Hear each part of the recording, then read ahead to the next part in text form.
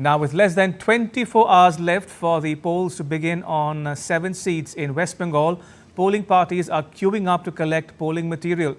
The Election Commission has made elaborate arrangements at the dispersal centre, with thousands of people coming in from different parts of the state.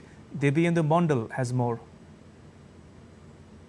We are at the polling party distribution and EVM distribution center here in West Bengal, where you can see behind me the polling parties are making last minute preparations, and the EVMs here are being distributed to the various polling parties that will be moving to the electoral booths in different parts of the state to particularly speak about this constituency in different booths of this constituency.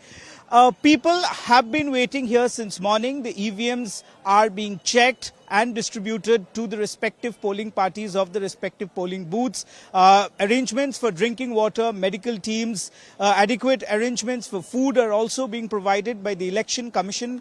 Announcements are also being made by the Election Commission to ensure that all the activities are carried out smoothly here at this EVM distribution center, and the distribution of the polling kits, which includes the indelible inks, the name of the registrar, the name of all the registered voters, and also all the essential documents that are required to conduct elections in the respective polling booths. So, of course, the Election Commission has made proper arrangements, full-fledged arrangements here for the distribution of the EVMs. The polling parties are also being briefed about the various methods of conducting elections here. So, of course, with just a few hours left, these polling parties will be moving to their respective polling booths by the night, and in fact by evening they will be setting up the polling booths in their different parts of the constituencies here in the Bangaon Lok Sabha where I am. With camera person PK,